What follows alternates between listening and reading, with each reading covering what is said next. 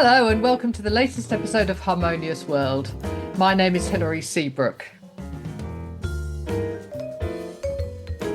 Thank you to everyone who's either sent me comments or I bumped into in the street for saying really nice things about my conversations with these amazing musicians.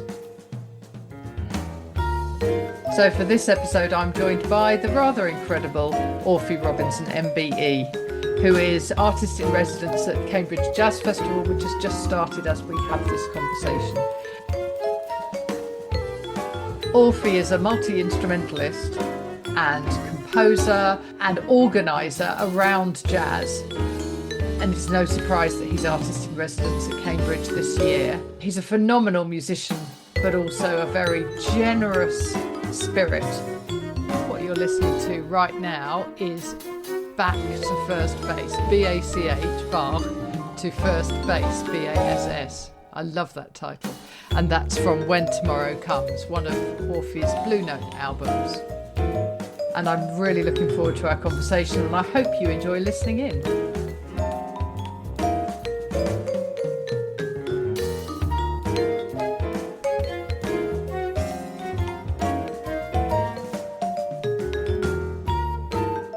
Hi there, good morning. Hi, Orphy, how are you doing? Yeah, very good, very well. Yeah, Excellent. Thank you for joining me for Harmonious World. I'm really grateful. yeah, no, all good, all good. Yeah, Fantastic. Why don't we start with talking about Cambridge Jazz Festival? sure.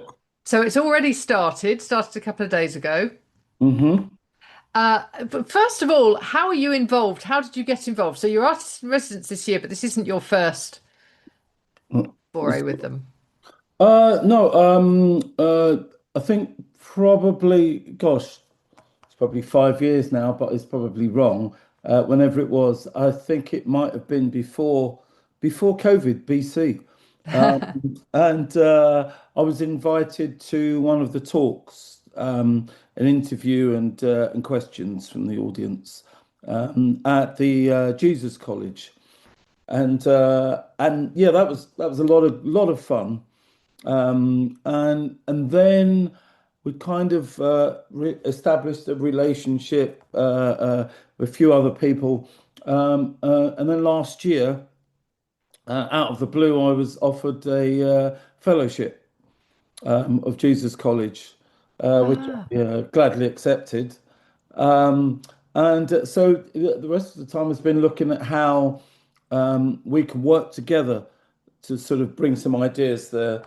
So we're still looking into that. But one of the ideas that came through the Cambridge Jazz Festival organisation, with especially through Gil Carpaz, who's been absolutely brilliant, yeah. was to do something with the big band, with the jazz orchestra, and but also to maybe do uh, some sort of workshop or something as well. And so that's great. I mean, I gladly accepted to do that. It's my second residency of the year. I was also a resident at the Montreux Jazz Festival. So I mean, it was obviously a bit bigger, and a lot more involved, panels and talks and other things, that was part of that package. But yeah, it's great to be invited, to be involved in a festival, and to look at that and through different eyes, I think.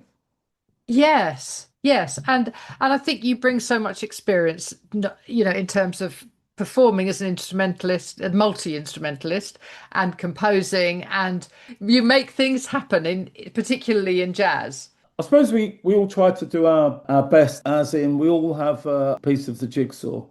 And wherever I can help, because I've had the experience and the time to kind of look at various different aspects of being, whether it's a musician or whether it's education or whether it's putting on events, promoting all the different angles. I've been sort of very fortunate to, I think, over the last, since the 80s, when I came into the jazz side of music, just have a kind of get up and go attitude about things.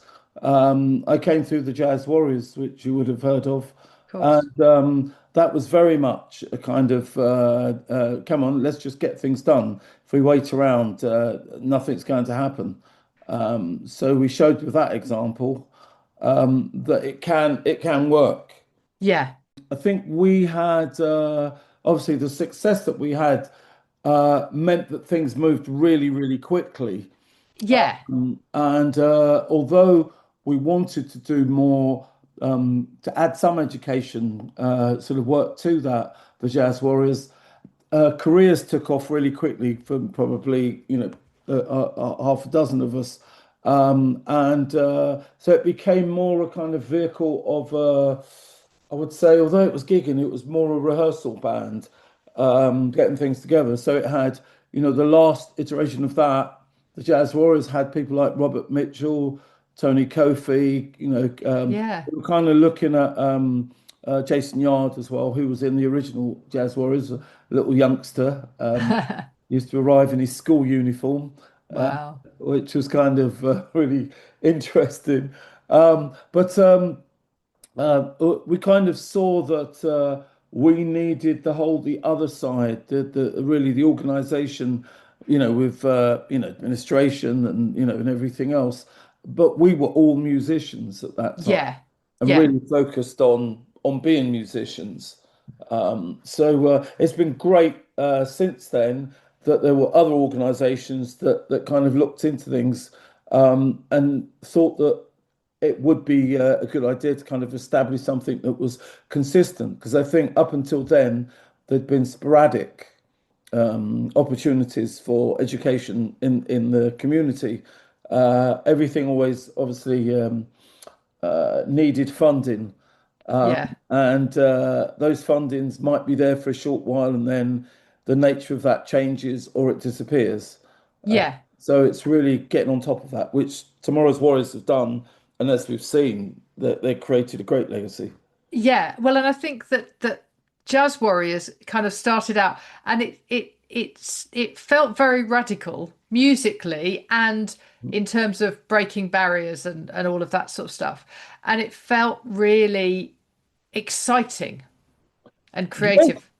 yeah. I would definitely describe it as exciting. It was a real learning curve. I joined and I think it was like the next week I was in Courtney's band, asked to join Courtney's band, and then I think like 2 or 3 days later I'd done things like the South Bank show and had gone off to do gigs abroad. So it was a real baptism of things happening. Yeah, it was just a really interesting, exciting period. But I think also what stood us in good stead was that it wasn't a vehicle that was kind of overloaded with people coming out of music colleges. It was very much people who had been in community projects. Yeah. And there was the get up and go aspect as well. That made that work. Also, I think our backgrounds of the Caribbean, West Indian, all of that, our parents would get up and go because that's why they came here. Yeah. So, Yeah. so we were used to kind of okay, if the clubs don't want you, then we'll create our own and we'll rent the church hall or the scout hut or wherever we need to put the music on, and we'll Yeah. flyer. I lived on roller skates back then, and I would flyer everywhere. You would see me everywhere, flyering, flyering, flyering, trying to get things going. Yeah. And that was most of us. We had some great examples there. Ray Carlos, Yeah. saxophonist, who really was like the Pied Piper for I would say 99% of the people that came through the Jazz Warriors. He was very good at spotting, I would say, talent, but also just as being a real community spirit and getting things done, and which he did all through his life, and getting out there flying. It didn't matter, he'd been selling records or whatever. He was out there in the barber shop giving, flyers. He was, I mean, Yeah. name it. So that was a good example to have. Yeah. And I think one of you talked about not being musicians from the sort of music colleges, because in those days, you and I remember the time when you couldn't go to music college and study jazz. You could, there might be a big band and there might be some jazz going on, but you couldn't study it. Yeah, it was more the a kind of light music they would call Yes, that's right.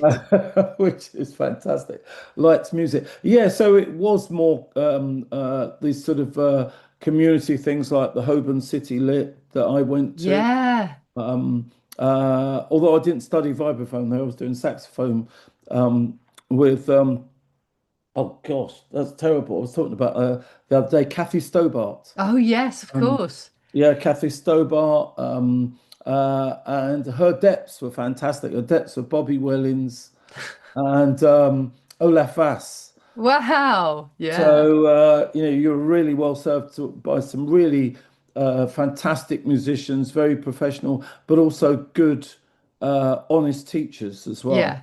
Yeah. So that helped you, and that kind of ignited that interest to learn more. Yeah. So you had, yeah, some of us had that experience then of being in big bands, and which is a very different discipline than being in a small group of people.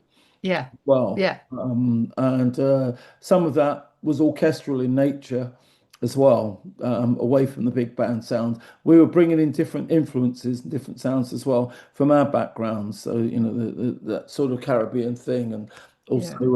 also music influenced us from here, but also the States as Yeah. well, the sort of soul and funk and all of that, because many of us had been inspired by hearing records by jazz musicians who were doing funk and soul. Yeah. Herbie Hancock being one of the examples, and that was like the Pied Piper because again, what you did was you through collecting records, you would see, who are the side people playing. Yeah. Oh, Um, well, you'd go to Ray's, wouldn't you? And yeah, you'd pick up a couple of things that somebody there would say, this is good, or you'd hear something and you'd go, what is that? I want to listen to that. And then you would listen to it looking at the vinyl. You're not yeah. mindlessly listening like so much No. music is now. Yeah, no, it wasn't. I tend to think a lot of things now are more background, and are made like that, which is why AI will flood the background. But the foreground for us was Yeah. actually going to record shops all over the place. There were so many different record shops. Yeah. Might be focused on other music, but they'd have a jazz section.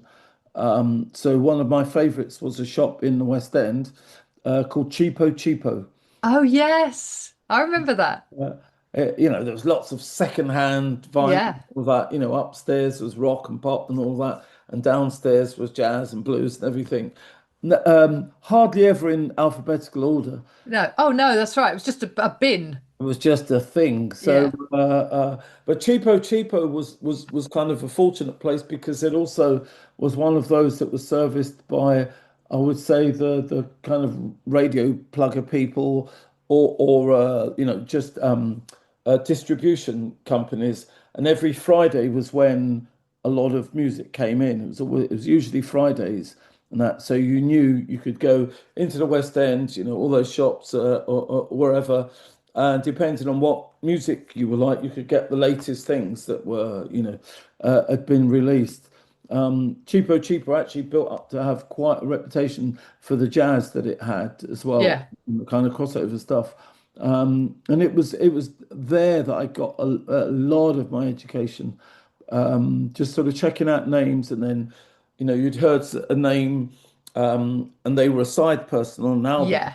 So you thought, okay, it must be good because this person is good. Yeah. What So else are they on? yes, yeah. Yeah. So that was where you all these journey trails that you went on, which people do now on the net, of course, journey Yeah. trails. But it tends to be single songs now. They'll click on and then of another artist, another artist, another artist. But then we bought albums, obviously, and if you had 10, 12 tracks on it, and that you might have a couple that were might have a chance to be played on some sort of station, or somewhere, or clubbing, for the jazz dancers. But I was into checking out a lot of the other music that was on those albums, and particularly if they had vibraphone players. Like that. Well, that's what I was going to ask you because I've seen you playing lots of different things, but vibes and sax are your main two things, right? Are they? I would say I've dropped the sax now. Have you? Yeah, I think I've got two saxes left, which both need repair anyway. Right. And but yeah, it was really, I would say vibraphone marimba, but percussion per se. I could, I played all the percussion apart from timpani, of which my parents would not allow these huge things to be coming into the house. There's no way. Uh, Yeah. so vibraphone was big enough. I'm going to add all of this other stuff. But anyway, yeah, I think the DIY method of a lot of music that I was growing up with at that time, at the funk and soul and all of that, meant you turned to your hand to, different things, and I was doing a bit of keys and vibes in the first band. Um, but my first instrument was trumpet. Um, Oh, really? I never knew that. Yeah, yeah. My first instrument was trumpet. Obviously, I've stopped that now. But because embouchures and things you Yeah. pick it up, and but I did, yeah, quite a bit as a kind of funky person within horn sections and things, which I absolutely loved. I think I, I've told many people this that. I did a lot of clubbing from about the age of 17 or something. And I used to go to listen to horn sections on records. I was obsessed with the horns for some reason. And anything that sounded Latin kind of always sounded like, oh, that's a bit different. It's a bit interesting.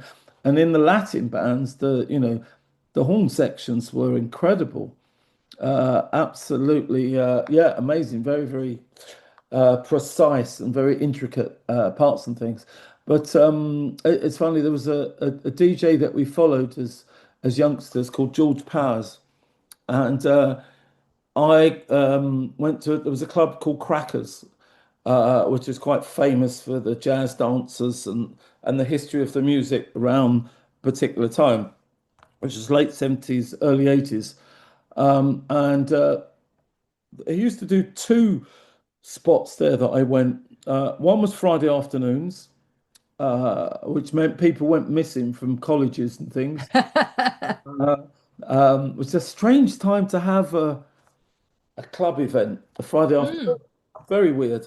But a lot of people who went on to become musicians on the scene were actually there at that time. Were all Ah, with the say very very an incredible thing.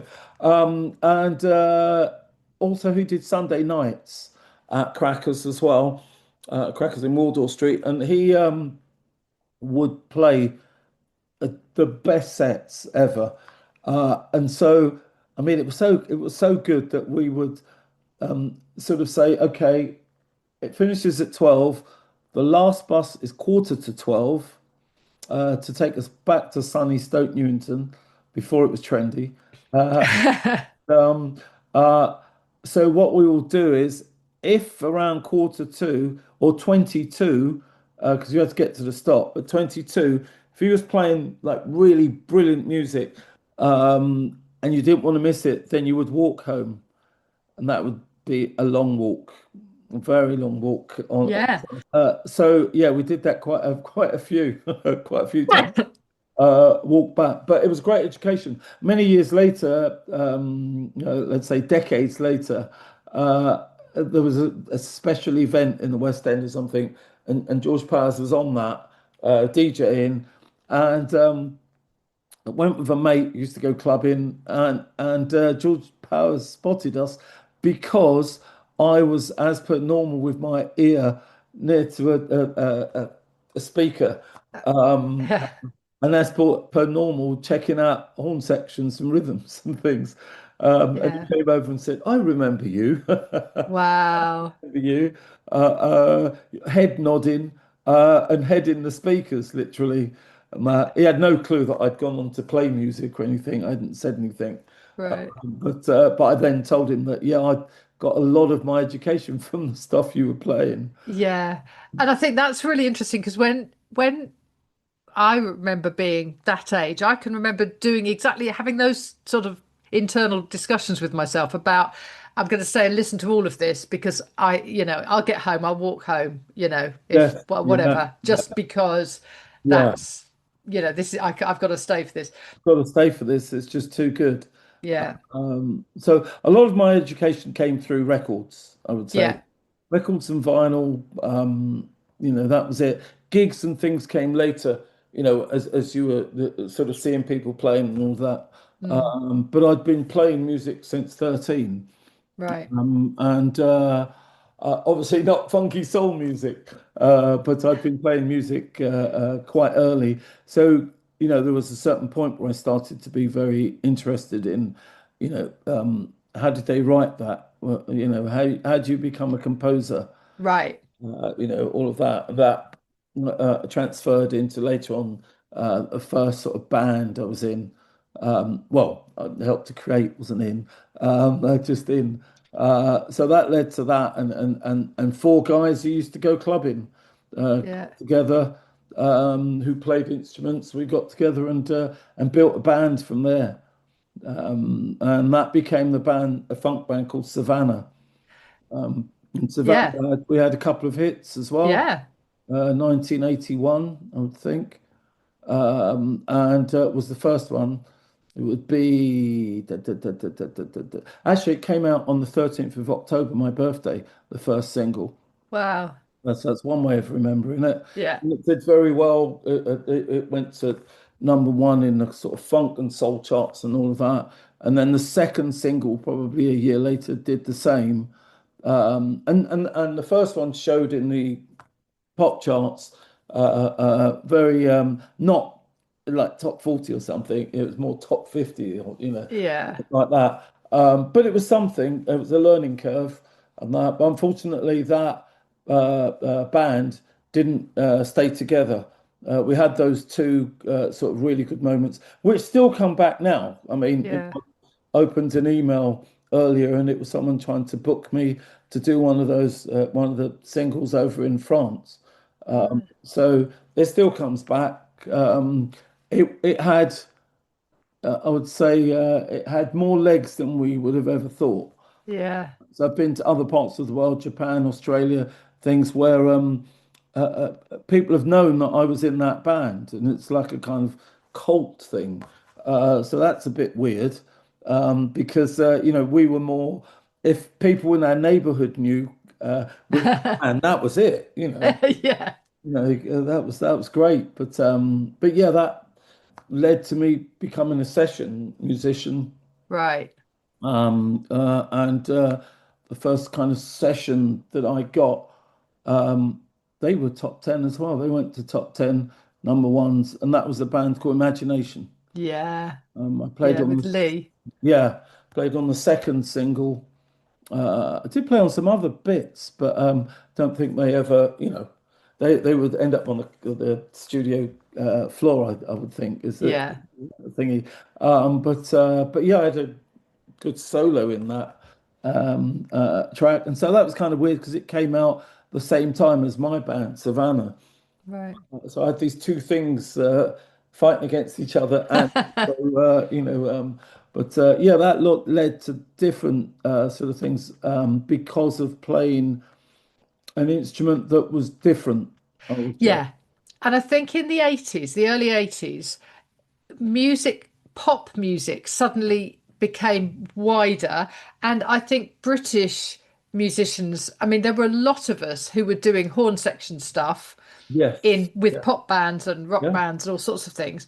Yeah. And that was suddenly because the bands had heard horn sections in America and were like, oh, we want some of that. Yes, that's right. That's right. Yeah. Yeah, friends who they had a band called Light of the World. Yeah. And then they had a side project which became Beggar and Co. But they were also, which they had a couple of hits with, but they also became a kind of go-to horn section that people wanted their sound Yeah.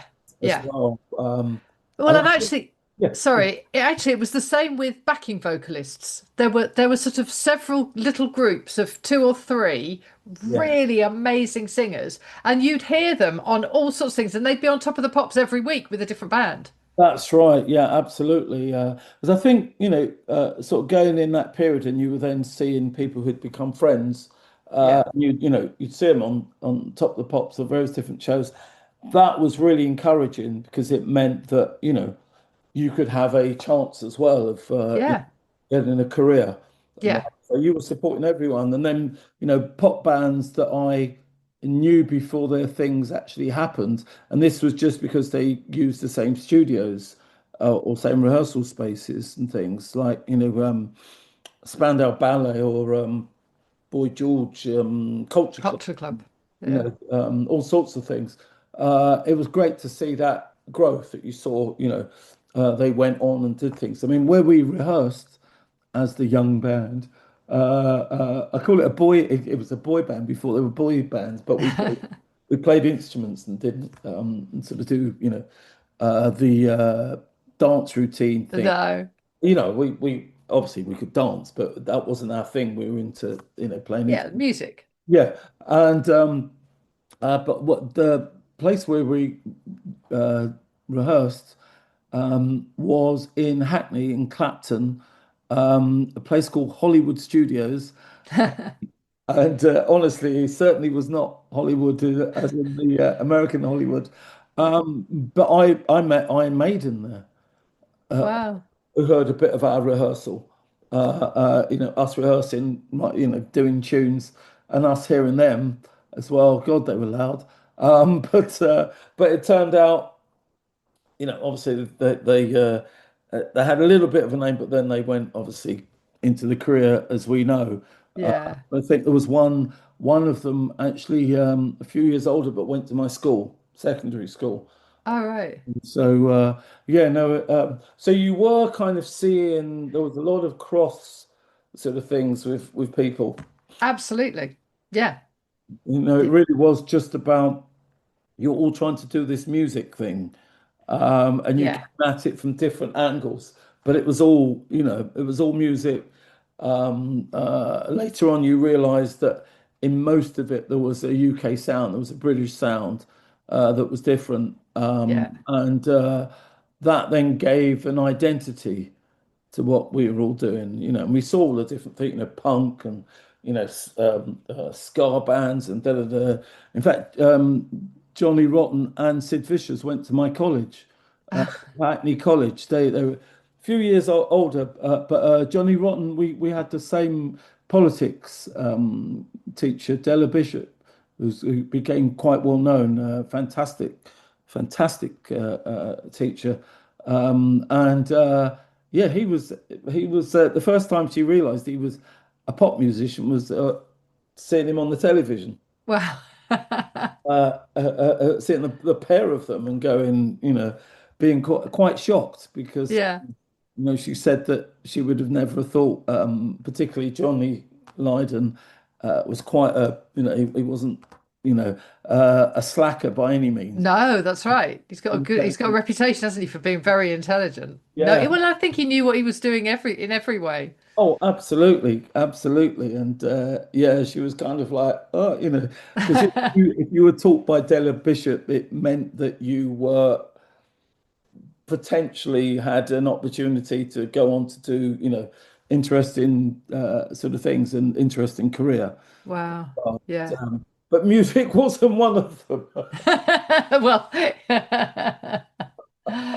oh no, but that's it's really interesting how the 80s was such a sort of hotbed of music because one of the things that I always remember is some of the musicians like Tubby Hayes in the sort of 60s and 70s Oh, who they stayed in their lane. They had to stay in their yeah. lane. Whereas in the 80s, you didn't have to do that. You could do whatever you wanted.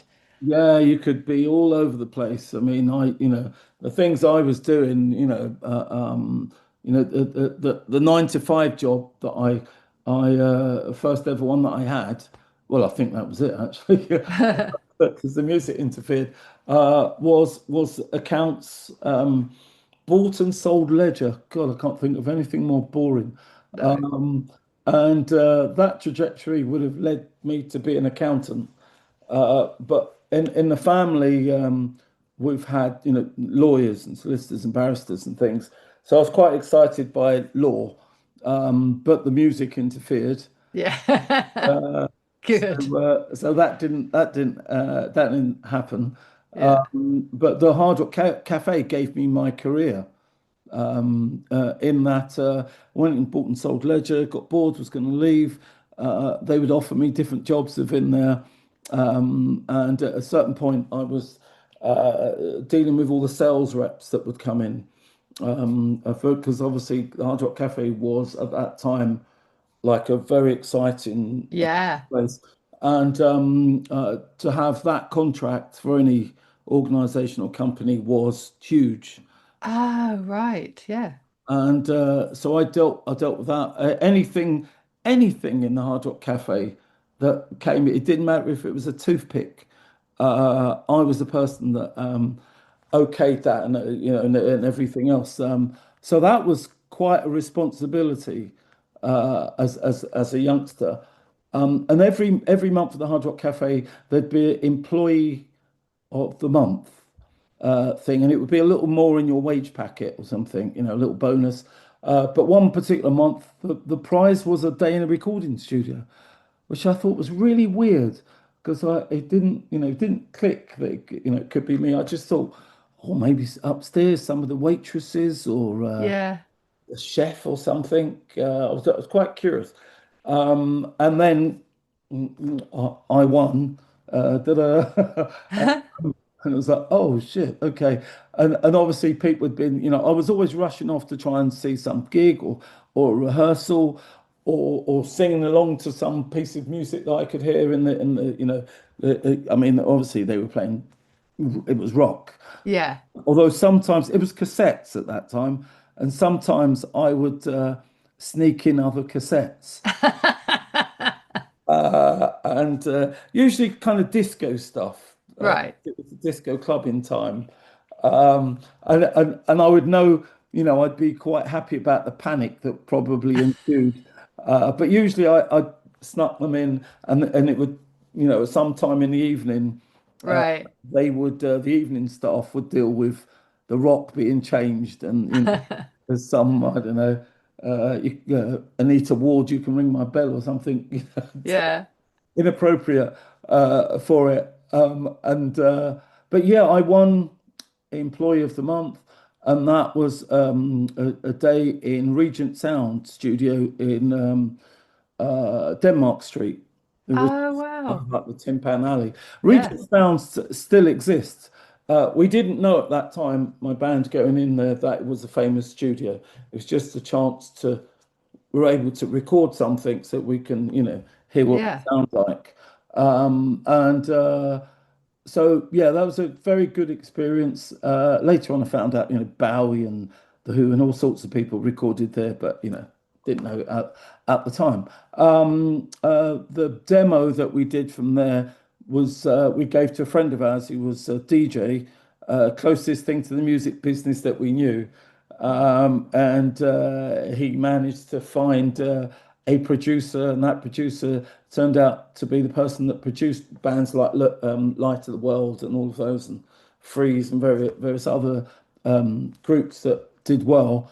And he then took it off to the record company. This record company, I think he took it around a couple, and obviously they okay doing something. So, we then turned demos into proper recording. The unfortunate thing was we only ever recorded two things for them. I think there were two other pieces that could have become singles or whatever that we did for Peter Powell on Radio 1. Oh, wow. Peter Powell. Gosh. Yeah, he was a supporter of us and of ours. And uh, yeah, we broke up after the two singles because we kind of realized we were wasting our time at that record company. We're quite unhappy in that they were not big enough to look after two or three bands at the same time. They could Okay. only focus in one thing at a time. So we were the ones that were suffering. And then we were being offered by an American label to uh, have one of their producers who was really good at the time inform, but also just that it would be more suited to what we were doing. Uh, Yeah. they blocked that, so that didn't happen. And the only way out was to break up and kind of. Right. Although it was four of us, we went in three directions. So two went off and started a new band, and then I went off to get my stuff together. And so it really was learning just a deep dive into jazz, really. Yeah. Deep dive, and that's when the saxophone and things like that came along. But and then the third direction was the lead singer who went off and joined a new band that he said, I think they're going to be big. One of them's really good, and that was George Michael. Became part of Wham. And So that was interesting because he wasn't far wrong. That the Yeah. guy, one of them was really good, the George. But became a very big sort of session singer, and then finally ended in Sade's band. Oh, And he was in there until 2020, actually, right. because he moved to the States, working on a total different level. Wow. Been very successful. Written something on every album, and yeah, now it was in the States with his family and Wow. stuff. So he's doing other things now and all of that there. But yeah, so Wow. different directions. Yeah. And yeah, I also had changed careers. So obviously, I'd stopped the Hard Rock Cafe once we were signed. I didn't need to be there. Was now in the music world doing sessions and blah blah blah. Lots of them I can't even remember the names of things. Other people tell me, "Oh, I heard you on such and such," or "Are you Yeah. a vibraphone player on this and that?" But it was just a blur at that time. You just went Yeah. to session. You Yeah. weren't really paying much attention. And But I also got into film stuff, which was started off in background extras, but very quickly, when you join the agency that I went to, which was the main agency, Central Casting, you tick everything, every box. You did everything apart from silly things like scuba diving or Yeah. horse riding. I didn't know anything about that. But everything else. But it just happened to. I came in at a good time because the Americans making a lot of films here, Pinewood, Shepperton, L Street, everywhere, Yeah. and they needed black stand-ins and doubles and stunt doubles. So I'd done a lot of martial arts up to a high level, and so that came in good stead for doing doubles and stunt doubles. And I did quite a few films before heading off into doing the Jazz Warriors and that Wow. changed the trajectory. But I even did Cry Freedom. What's his name? Denzel. Yeah. Denzel. Denzel Washington. Yeah, I did his stunt doubles and stand-in work and all of that. That's incredible, Orphy. I never knew It's a that. bonkers other Yeah. thing in my life, because you then I mean, for me, it was just it was something really well paid, and Yeah. they either got you on daily things or in blocks. Can you do 6 months? Yeah, I can definitely do 6 months. Yeah. Stick with what you pay. So it was really, I just found it really good. It meant that I could do all the things I wanted to do. Get instruments, vibraphones that are expensive. Right. And Yeah. so I was able to afford those things.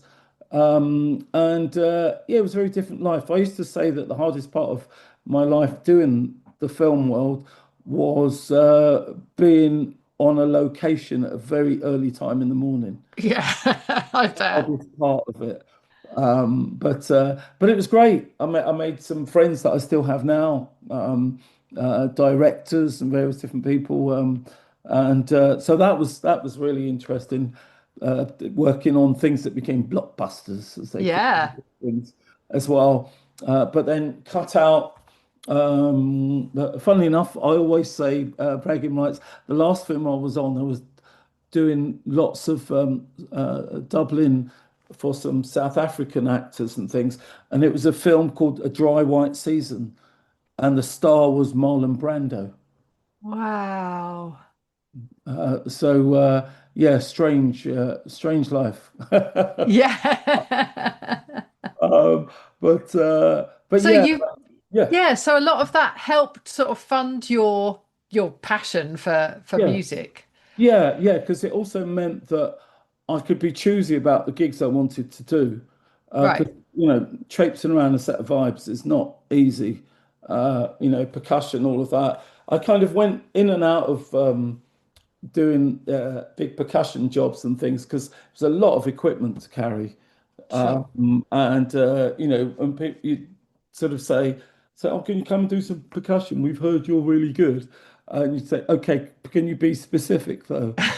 What instruments? Yeah. Because Yeah. I'm not bringing the world. No. Because I used to collect loads of stuff of that, but it's yeah, something I couldn't do now.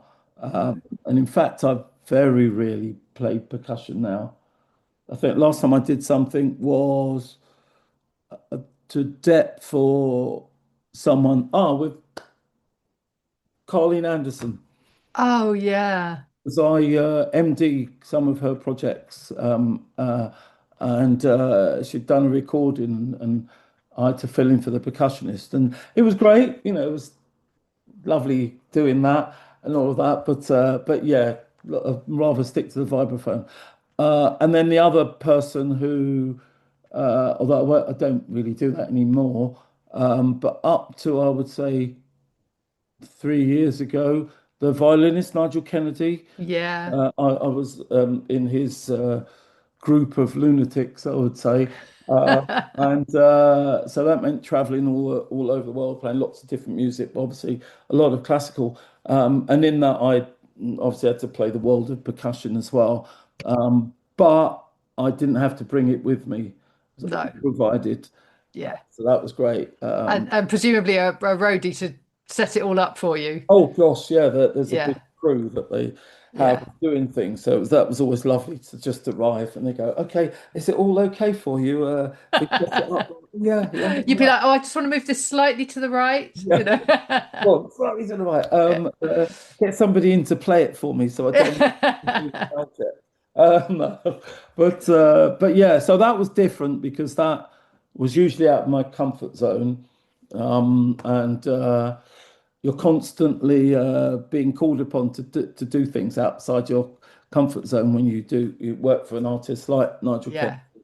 and things. So big learning curve, big learning curve, and that. But I did Nigel for about since 2008, I think was the first.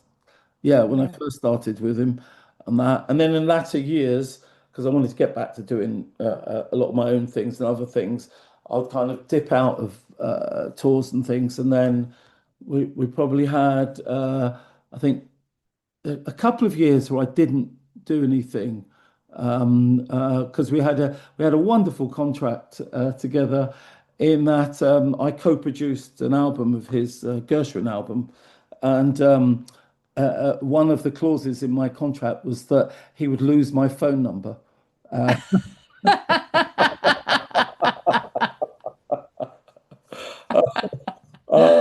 and Uh, so I'd have a break, yeah. have a good break and that. I mean, he was all good for it, he's Oh, I'm sure. got great sense of humor and that, Yeah. big character and that, Yeah. and we get on really well. So He's a genius musician as well. oh gosh, yes, amazing, amazing. I can't believe some of the things I've seen, the magic that I've heard, Yeah. and moments like being the only one allowed in the studio as he was testing out some violins and Wow. then trying to spot, just listening which one is the priceless violin? Right. Got one, Paganini or something. He's got like a Oh, famous thingy, and then when you actually listen and you actually spot the one, you're kind of like, oh, my ears are okay. Oh, yeah. yeah, I actually knew which one it was, you know. So yeah, ma magical moments as well, Yeah. real magical moments. Um, Fantastic. But yeah, then you were given an MBE by the Queen. yeah, that came out of the blue, 2017, 18 or something. Yeah, arrived home one day and huge envelope, and it looked so official. It was scary. Uh, Yeah. and it was around the time of all the Windrush stuff. Right. Theresa May, was it, that brought all that Windrush nightmare. Now, my parents had passed away by then. I was born in England, all of that. But we were hearing such horror stories of people being removed and all sorts. Yeah. But, you know, I immediately thought, oh no, what is this? You know, so I Yeah. called Ruth Fisher, who became my wife a couple of years later, a few years later. And said, there's an horrific looking envelope. Yeah. I said, open it, open it. I said, no, no, no. So waited for her to come home, and then it was, you know, okay, come on, just open it. Opened it, started to read, and thought, what's this? Yeah. Nothing to do with Home Office or anything like that. And it was offering me the MBE.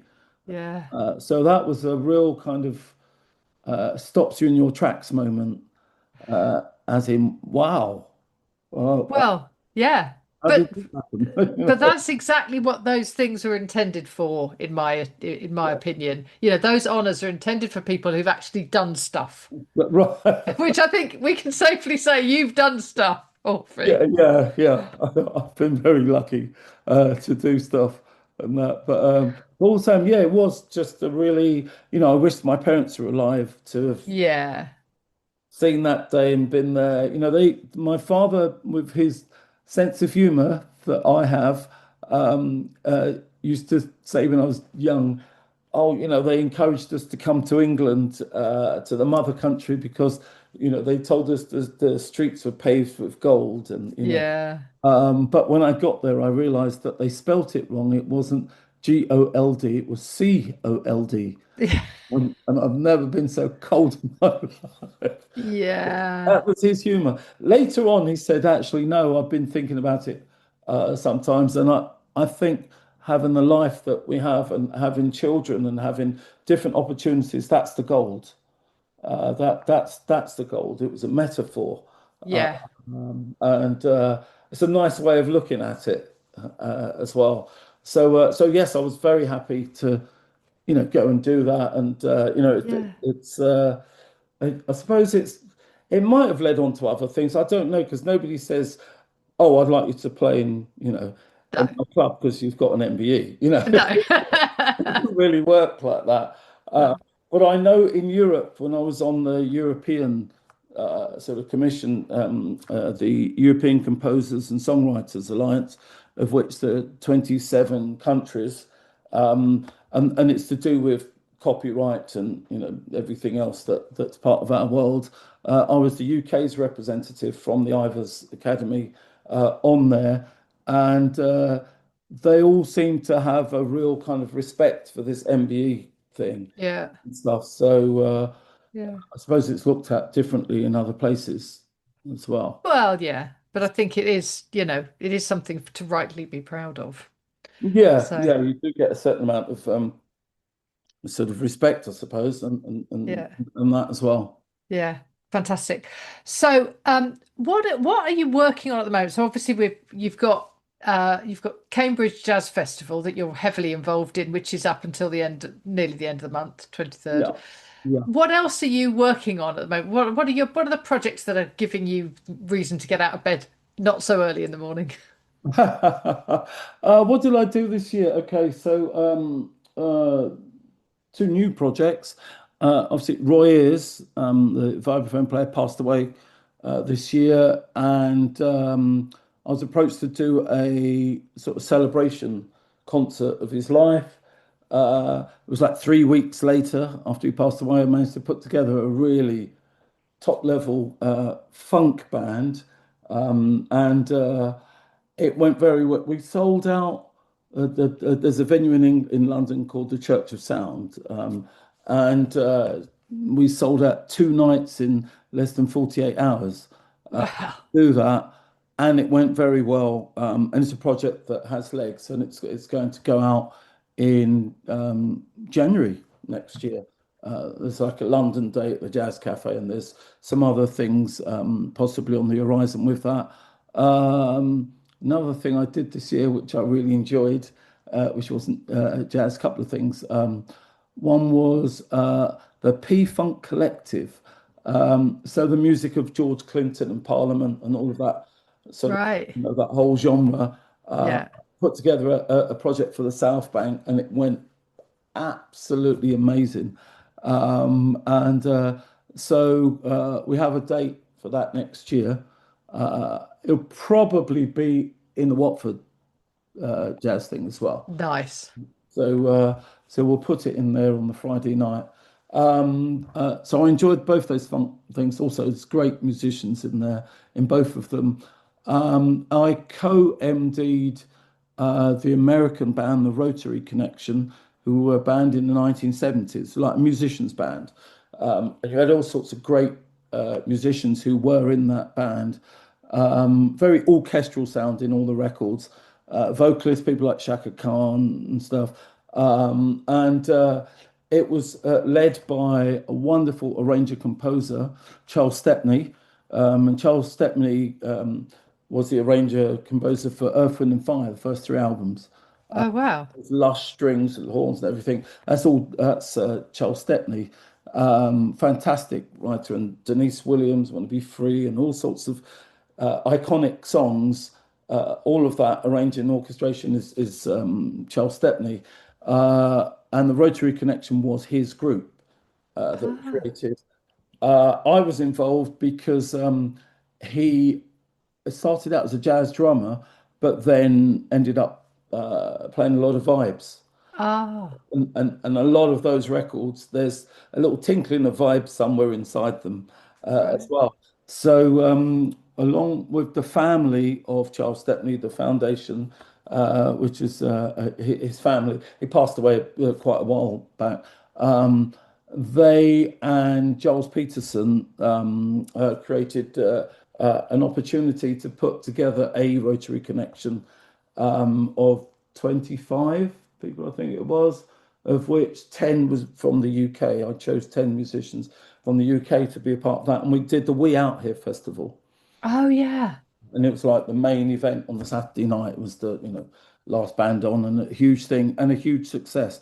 So there's possibly some opportunities in the new year to do that again with the Americans coming over and us and all of that. So that was, yeah, that's been the big one this year. It was a massive amount of organising, Yeah.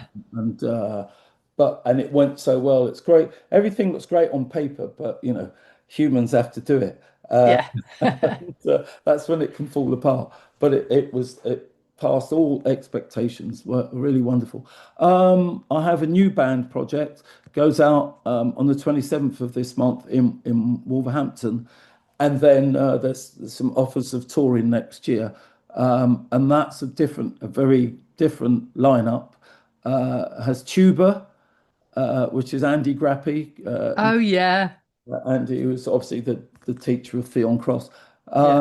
Andy, it has a guitarist called Kenny Barry, who I've known for quite a few years and played in lots of different things. He's going to be doing a lot of semi-acoustic and acoustic. Then there is Italian percussionist Maurizio Ravalico, who is absolutely wonderful, one of the best percussionists here in the UK. And the last person of the core band is Zantoni Black, Oh, yeah. who, what an incredible artist, amazing. Was obviously a part of Amy Winehouse's Yeah. band and all of that, but many other things. He's an artist in his own right, and that. And we met, funnily enough, him coming in to do the Four Seasons with Nigel Kennedy. Ah, Yeah, he came in there because we had four singers in a particular version of the Four Seasons, and he was one of the vocalists, and we got on really well there. So talented, really. right. So he's in this project as well. Funnily enough, Right. too, that the P Funk Collective that I put together and the Roy Ayers thing, he's the vocalist in those as well. Oh, And that, so yeah, looking forward to this new band. I will add other instruments when budgets allow. yeah. Well, but it's a different sound. It's a kind of New Orleans meets early music from Jamaica, a music called Mento, which became all the other things. Oh, wow. The forerunner of everything is Mento, very acoustic thing, and so I'm delving into some of that, and then bringing that into something which has got a New Orleans kind of feel, and I hope a little bit bluesy as well. Okay. Yeah.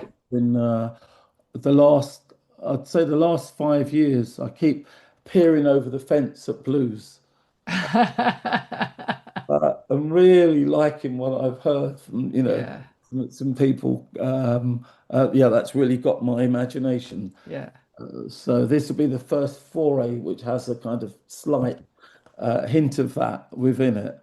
Fantastic. Well, thank you so much for talking to me about everything, about your background and the future stuff as well. And I love the fact that all of these things, they feel like they are nodding to the past and to the heritage of music from all over, but bringing it to very much into the 21st century, which is absolutely is exactly where we need to be doing what we need to be doing. I think so, because I think what I like about a lot of the kind of traditional things is the honesty. Yeah, And I love that thing that, you experience them if you were in the room. And I yeah, think there's something really powerful about that. Who knows if we'll go back to, mainly live being the kind of main thing. I hope so, because that will be one of the kind of valves that helps us against technology that threatens to create havoc definitely. as well. So I think, if we can go back to that, it's more immediate, it's human Yeah. creativity, as well. One of the things that I've noticed about a lot of the albums that are coming out at the moment as well is that they are recorded live, Yeah. either live in front of an audience or in a studio, but recorded as live. And there is Yeah. something about that that AI can't do. Can't do. They can't do. Yeah, we have in one project that I do called Blacktop with the keyboardist, electronic, and virtuoso Pat Thomas. Within that, every concert is live. We've never done a studio recording, and we've had a few albums out, but we've got about 40 in the cans that are live. Wow. Yeah. And they all, the thing about Blacktop, the kind of overriding thing was that it would be every concert would be with guests, one guest or two or three or whatever. Right. We've only ever done two guests as ourselves, just the two of us. One where we both forgot to book someone. And that was a bit of a shock. What, you? I've got to play for you. But Yeah. anyway, and funnily enough, this Sunday just gone in Swansea, we were booked for a festival, last band on, but we didn't have a guest. It wasn't spoken about or anything. So, Right. and it was kind of cool. Yeah, Yeah. it was good. And that, but yeah, I think the live thing. I'm so much into live thing. I sat through a conference in Belgium a few years back, probably 5 years ago or something like that, and it was all AI. And I'm really up on all the different advances and various things happening within the music business on that and intellectual property. And we were bored for 2 days. We got Yeah. bored by all these eggheads extolling the virtues of how wonderful these amazing things were, but they were sounding more and more depressing because every advance sounded that we would lose stuff. Yeah. So that was happening. Anyway, at the end of the conference, some of us before getting back onto airplanes went off to have a drink, and there was playing in this bar. There was a young singer-songwriter playing in this bar, and absolutely destroying songs. But it was the best thing because it was real. Yes, yes. Sometimes that's what you need, the reality and the honesty of that. Honestly, it was, and it was, in that moment, I remember some of us saying, that's why we need to keep, our focus on what's happening, because we need this happening all the time. Yeah, People expressing themselves, and all of that. And I'm very much for we've got to uh, get back to really respecting the value of a song, yeah, and not just keep thinking of, these are selling points and these are selling markers and everything yeah. else. We know how that works, but that's not valuing anything. That's No. just looking at the price of things, but the value of nothing. And that, so, if we can help in any way, and in the jazz world, most of these sort of people with oversight are in the rock and pop, classical a bit. But in the jazz, there's hardly anyone. I spoke to two classes of composers at Cardiff University last week, and it was incredible the amount of work we're going to have to do to make people aware Yeah, their rights, of all the various different things that yeah. they need to do, when they leave these establishments and that, and they're in the real world. That's where the sharks are. And so we need to, give them the tools to be able to, as Duke Ellington said, when someone asked him why he was so involved in his publishing, said, because I need to know how to defend my work. That's my aim, is to give as much information to people as possible so that they can, defend their work. Fantastic. I can't think of a better way of ending our conversation. Thank you so much, Orphy. It's been a real pleasure talking to you. Oh, thank you so much as well. Thank you for inviting me, and hope to see you soon.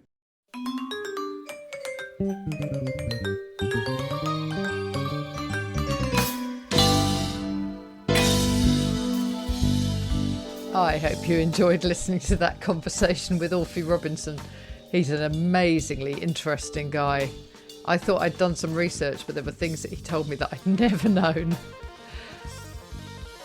What you're listening to now is From Time to Time, which is from his Blue Note album, The Vibes Describes. And it sounds like there's some really interesting stuff coming out from him in the future.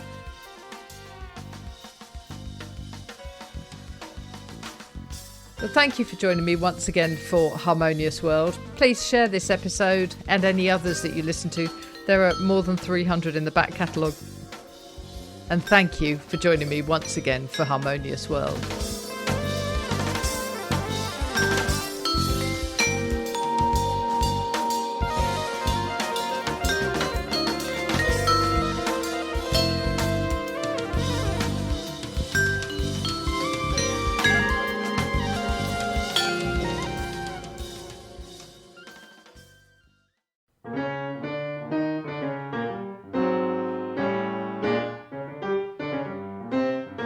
Thank you for listening to the latest episode of Harmonious World. My name is Hilary Seabrook, and it's a great delight to bring this series of discussions with musicians and composers and writers and all sorts of people to you. Obviously, there's no point in having a podcast if people aren't listening, and I'm very grateful to my listeners for doing so. Thanks also to Joe English for composing and performing this new theme tune. So wherever you get your podcast, you can leave a review.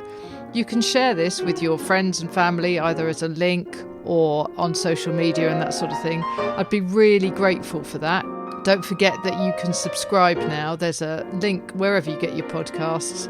So have a great week, and please remember why I started this, which is just to try and make the world a little more harmonious. Thanks for listening to Harmonious World.